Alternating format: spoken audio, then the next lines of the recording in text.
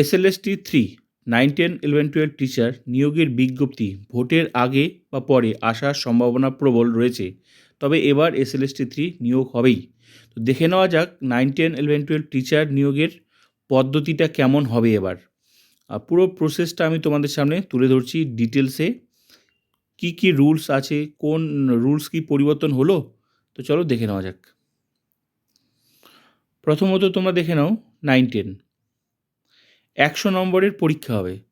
তার মধ্যে ভালো করে জিনিসটা বোঝার চেষ্টা করবে। এসএলএসটি 3তে কীভাবে নিয়োগ হবে। 9, 10-এর ক্ষেত্রে 60 নাম্বার হবে ওএমআর বেসড লিখিত পরীক্ষা সাবজেক্টের। ক্লিয়ার? তাহলে সাবজেক্টের পরীক্ষা হবে 60 নাম্বার।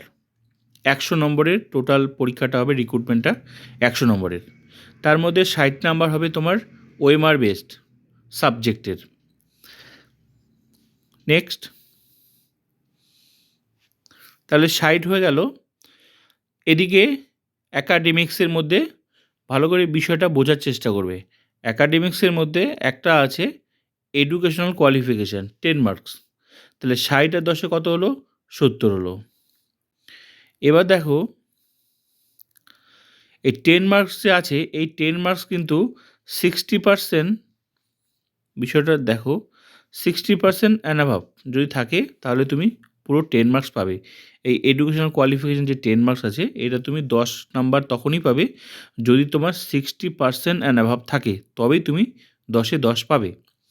যদি 60% টু 50% বিলো, 60 থেকে নিচে 50%-এর উপরে যদি থাকে, তাহলে তোমার পেয়ে যাবে তুমি 8 নাম্বার পাবে। ঠিক আছে, 8 মার্কস পাবে।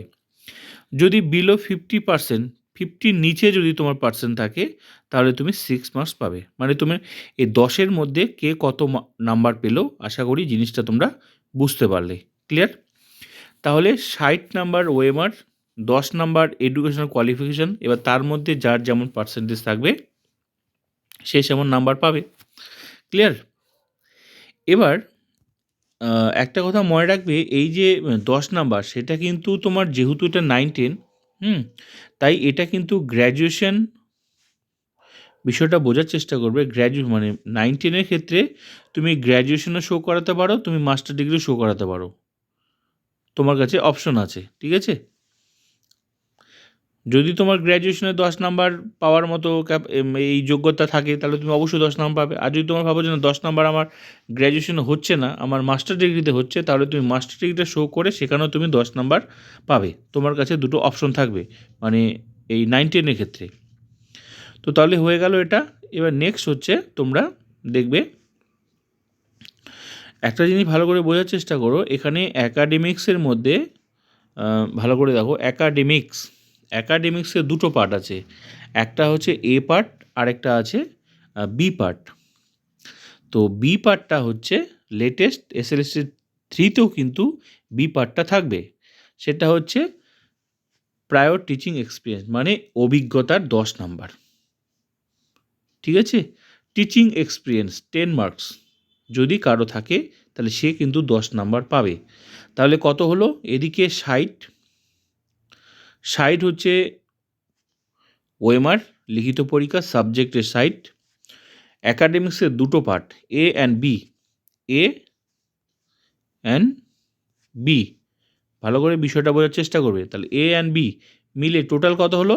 অ্যাকাডেমিক্সে হলো টোটাল 20 নাম্বার। তাহলে 60 আর 20-এ কত হলো? 20, 80।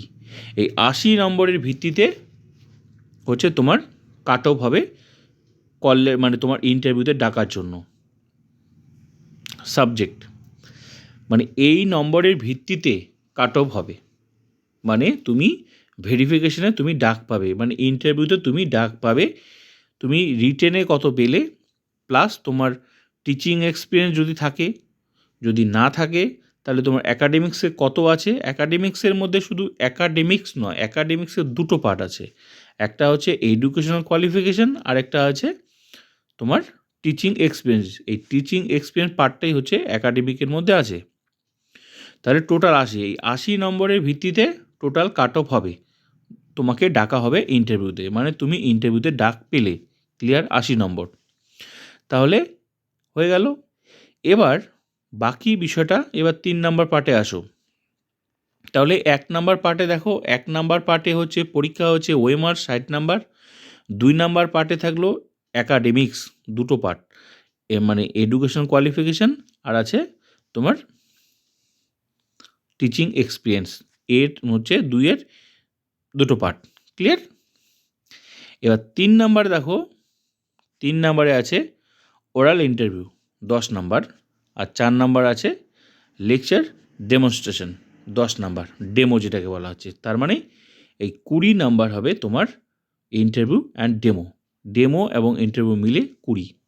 শেষে ফাইনাল মেরিট লিস্ট। তুমি ইন্টারভিউতে ডাক পেলে, ইন্টারভিউ তুমি দিলে, এখানে 10 নাম্বার ওরাল ইন্টারভিউ, তোমার মানে তোমার পার্সোনাল টেস্ট, সেটা সাবজেক্টে যেহেতু তুমি টিচার হবে তা সাবজেক্ট বেশি প্রশ্ন হবে, আর ডেমনস্ট্রেশন তুমি কীভাবে স্টুডেন্টকে পড়াবে সেটা তোমাকে দেখাতে হবে। তো টোটাল 20, ওইদিকে 80 আর এদিকে 20, 100 নম্বরের ভিত্তিতে ফাইনাল মেরিট লিস্ট তৈরি হবে, মানে তুমি সিলেক্ট হবে, মানে তুমি ফাইনাল মেরিট লিস্টে কি জায়গা করতে পারবে কি পারবে না সেটা আফটার ইন্টারভিউর উপর, আফটার ইন্টারভিউ। ঠিক আছে? তো আশা করি বোঝাতে পারলাম বিষয়টা। 9-10 পুরো রিক্রুটমেন্ট প্রসেস এই হচ্ছে 100 নম্বরের রিক্রুটমেন্ট প্রসেস 9-10 ক্ষেত্রে। এবার চলো দেখে নেওয়া যাক 11-12 ক্ষেত্রে। এবার হচ্ছে 11-12 টিচার কীভাবে রিক্রুটমেন্ট প্রসেসটা কী। 11-12 এখানেও হচ্ছে 100 নম্বরের ভিত্তিতে পুরো নিয়োগ পদ্ধতিটা হবে 100 নম্বর। তো 11-12 ক্ষেত্রে তোমাকে কিন্তু এখানে মাস্টার ডিগ্রি থাকতেই হবে। এখানে কোনো অপশন নেই যে গ্র্যাজুয়েশন অথবা মাস্টার ডিগ্রি, এরকম কোনো এখানে না, এখানে মাস্টার ডিগ্রি থাকতেই হবে। একমাত্র 9-10 ক্ষেত্রে যেহেতু ওটা তোমার ইসের কী বলে গ্র্যাজুয়েশন লেভেল, ঠিক আছে, তাই ওটা অপশন আছে যে তুমি 9-10 দেখাতে, মানে তুমি গ্র্যাজুয়েশনও দেখাতে পারো অথবা তুমি পিজিটাও দেখাতে পারো, কিন্তু 11-12 ক্ষেত্রে তোমাকে পিজি দেখাতেই হবে, এমএ দেখাতেই হবে। তো এখানেও 100 নম্বরের। তো চলো এবার দেখে নেওয়া যাক। এখানেও দেখো 1 নাম্বারটা দেখো 60 নাম্বার, এটাও কিন্তু লিখিত পরীক্ষা, তোমার সাবজেক্টে 60 নাম্বারের পরীক্ষা হবে, 60 নাম্বারের ওএমআর বেসড পরীক্ষা হবে। 60 হলো, এটাও 100 নম্বর। এবার এখানেও কিন্তু 1 নাম্বারে 60 নাম্বার, 2 নাম্বারে দেখো এখানেও কিন্তু অ্যাকাডেমিক্সের দুটো পার্ট আছে, এ and B.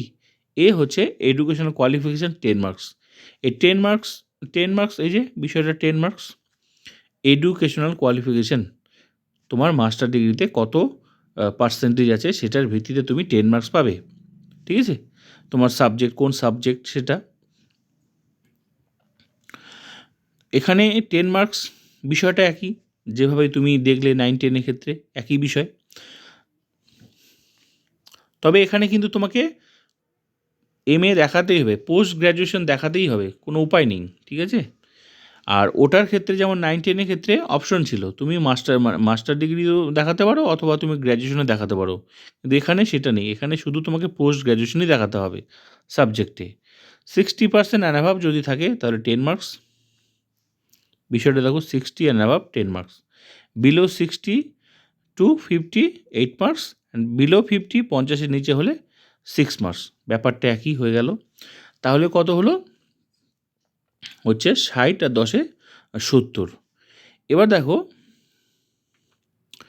Prior teaching experience, এখানেও আছে টিচিং এক্সপিরিয়েন্স থাকবে, এখানেও থাকবে। SLST 3-তেও কিন্তু টিচিং এক্সপিরিয়েন্স থাকবে 10 মার্কস। তাহলে টোটাল হয়ে গেল 80 নাম্বার। এই 80 নম্বরের ভিত্তিতে 60 OMR, 10 marks educational qualification, 10 marks teaching experience. 80 নম্বরের ভিত্তিতে তোমার কাট অফ হবে, মানে তোমাকে ডাকা হবে ইন্টারভিউতে, কারা কারা ডাক পাবে।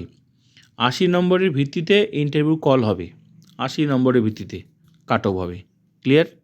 যারা যারা ডাক পাবে তাদের লিস্ট তৈরি হবে, ইন্টারভিউ লিস্ট, ভেরিফিকেশনে ডাকা হবে, ভেরিফিকেশন হবে, ইন্টারভিউ হবে, তারপর তোমার হবে ইন্টারভিউতে। এবার বিষয়টা দেখো, তাহলে 80 হলো এদিকে। এবার 3 নাম্বার পার্টটা দেখো, 3 নাম্বার পার্টে 10, 4 নাম্বার পার্টেও 10। 3 নাম্বার পার্টে কী আছে? ওরাল ইন্টারভিউ, মানে পার্সোনালিটি টেস্ট। 4 নাম্বারে দেখো লেকচার ডেমনস্ট্রেশন। ডেমো যেটাকে বলা হচ্ছে, মানে তুমি একটা স্টুডেন্টকে কীভাবে পড়াবে সেটা তোমার দেখা হবে। তো demo plus interview, personality test, এই দুটো মিলে 20, ওইদিকে 80 প্লাস এদিকে 20। তুমি এখানে ডেমো ইন্টারভিউ দিয়ে দিলে শেষে ফাইনাল মেরিট লিস্ট তৈরি হবে। তার মানে দুটো লিস্ট হবে। একটা সাবজেক্ট পরীক্ষা দেওয়ার পর তোমার কাট অফ হবে, কে কত কাট অফ ক্লিয়ার করলো, মানে ইন্টারভিউতে ডাক পেলো কি না তার একটা লিস্ট হবে। তারপরে যখন তুমি ইন্টারভিউ দিয়ে দিলে তখন শেষে ফাইনাল মেরিট লিস্ট, যেটা এই 20 মিলে টোটাল হলো 80, 80 প্লাস 20, 100। 100 নম্বরের ভিত্তিতে কমপ্লিট হয়ে গেলো পুরো process, interview complete, demo complete, ব্যাস শেষে ফাইনাল প্যানেল বার হবে। এই প্যানেলে যদি তোমার নাম থাকে তাহলে তুমি সিলেক্টেড, মানে তুমি প্যানেল, তোমার চাকরি কনফার্ম। আরেকটা লিস্ট হবে ওয়েটিং, যারা ওয়েটিংয়ে থাকবে, সবার চাকরি হবে না, তবে বেশিরভাগের চাকরি হয় কাউন্সেলিংয়ে। তো এই হলো 100 নম্বরের 11-12 টিচারের রিক্রুটমেন্ট প্রসেস। আর 19-এরটা তো বললাম। নেক্সট আপডেটের জন্য অবশ্যই সাথে থাকো।